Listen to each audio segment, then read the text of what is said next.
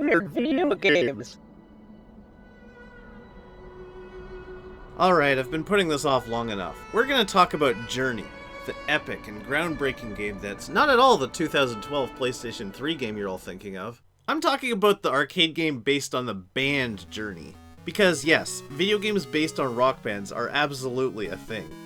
Those of you who have watched my old episodes back in YouTube's Ice Age may be saying, didn't you already review this game? No, that would be Journey Escape for Atari, another game based on the band Journey. Because yes, video games based on rock bands are sometimes a thing twice. Well, at least twice. There could be one or more still out there we don't know about for DOS or Commodore 64 or Ouya. And that's not counting whatever fan-made games that may have been uploaded to Newgrounds by 13-year-olds who thought it would be funny to make them make fart sounds when you murder them. Ow, my groin! And hey, we don't know what Journey's up to these days. They could be making one right now. Man, I hope so. So, the story here is that all of Journey's musical instruments have been stolen and taken to other planets. Luckily, our titular rock band just happens to be made up entirely of astronauts, and this still probably isn't sillier than most 80s music videos. Their spaceship is a scarab beetle, which they use to fly through a portal in a glowing blue face, since that's the most practical form of space travel. It's also the cover to one of their albums, in case you thought this was completely out of left base. So really, when you think about it, it's not at all weird for a 1980s rock band to fly a beetle through a man's face. The Scarab was also their escape vehicle in the Atari game. And keep in mind, this is not a sequel to or a remake of the Atari game, as it was made by a completely different company, so I can't really find out why this common thread exists. All my research could tell me is that the band adopted a Scarab beetle as their logo, or just a symbol of sorts, and it can be seen on the cover of just about every album. In particular, on the cover of the Escape album, you can see it smashing its way out of a sphere of sorts, like it's escaping. Or maybe this is an egg hatching the insect that now lives inside Steve Perry's brain. So I'm not sure at what point someone decided that the Scarab would actually be a vehicle that the band flies as a spaceship. All I can tell you is that the band Journey has lore. How many bands can you honestly say have lore? I guess according to his movie and games, Michael Jackson can turn into cars and robots whenever he sees stars or touches monkeys. Guar? I don't know what, but Guar definitely has lore. Your move, Santana. So our heroes are just a photo of each band member's face slapped on a doodle. Not just that, they digitized a photo of each band member's face in black and white and then slapped them onto little, way too tiny cartoon bodies drawn with whatever the 1983 version was of MS Paint. They might as well have drawn stick figures. This looks absurd, almost beyond comprehension. Did they want us to take this seriously, or was this like a goof? I know this was new technology at the time, but like, couldn't they have at least recolored the faces afterwards, or make the bodies black and white to match, or something? There had to have been a better way to make this look, which makes me all the happier that this is how it turned out. Is this really how they wanted to represent their band?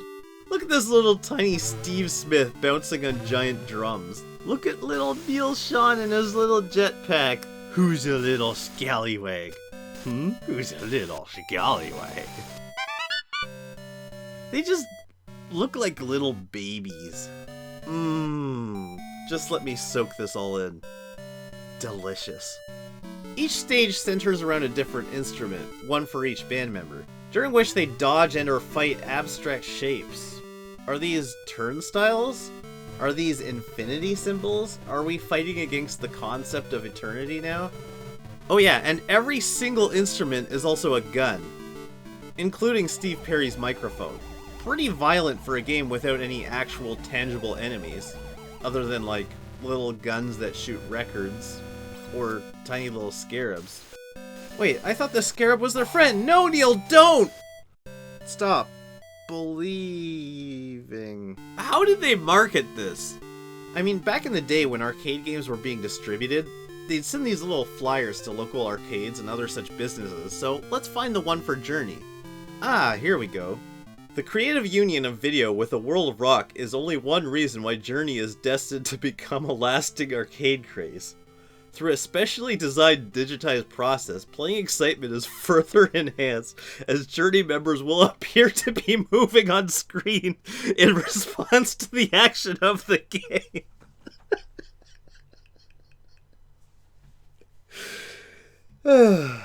So once you collect all the instruments and bring them back to the ship, the band can now perform again, and the last stage is just a concert where the fans are all trying to sneak onto the stage, and you control this petrified bouncer trying to stop them all at once.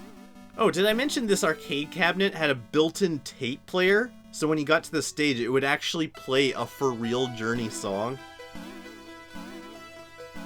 This terrified for his life professional mustache haver can't keep everyone away forever, and inevitably the fans storm the stage and re-steal the instruments, and then you start all over. So basically, Journey's fans are intergalactic criminals who steal their instruments every time they perform, forcing them to stop the concert to have to track them down. And this happens every time they have a concert. This is eternity for Journey. This isn't the look of, oh no, what's happening? This is a face that says, oh no, it's happening again. We're looking at Herbie experiencing recurring trauma.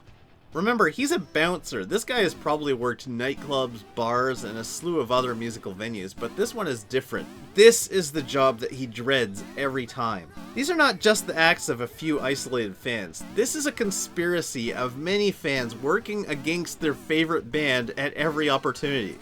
They're colluding to assault the bouncer, disrupt a performance, thus ruining it for everyone else, force Journey to abandon the stage, and then steal the sources of their livelihood. And when you go to reclaim them, it isn't in some fan's house, it's on another planet, guarded by a variety of death traps. These aren't just one or two selfish jerks. These guys have resources, and they've made plans specifically to hurt their favorite people and everyone around them, making them the 14th worst fan base. I really have to wonder how much input Journey had in this game's creation. Because even though it was made by different people than the Atari game, they have a number of things in common. Aside from the fact that the Scarab Beetle is a space vehicle, and that you individually play as all 5 band members, in both games the enemies are all ordinary people. Okay, I guess in this one they're aliens, alien groupoids, whatever that means, but they're clearly Journey fans that just happen to come from other planets. So I'm just wondering, does Journey just really hate their own fans? Maybe not. I kind of imagine these guys saw the movie A Hard Day's Night, which is partly about how the Beatles are so popular they can't go anywhere without having to run from fans at every turn. So Journey is like, hey, we're popular too! Let's make a game where we're attacked by our fans too, because look how famous we are! Except in Hard Day's Night, the Beatles look like they're having fun, running from fans who are just a little overzealous, whereas Journey is literally getting mugged, assaulted, and tortured at every opportunity. See? See how famous we are? Take that, Beatles! Wait a minute. Maybe that's why the Scarab is everywhere. Journey is obsessed with Beatles.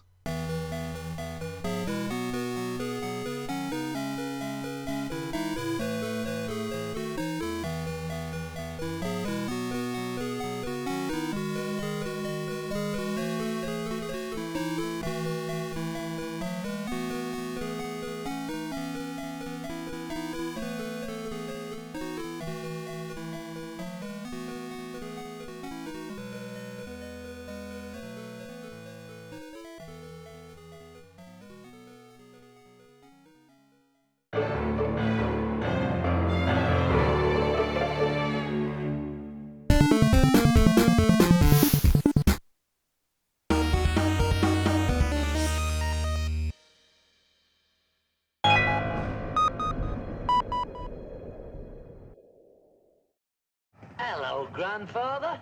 Hello. He can talk then, can he? Of course he can talk. He's a human being, isn't he? Well, if he's your grandfather, who knows? Ha ha ha.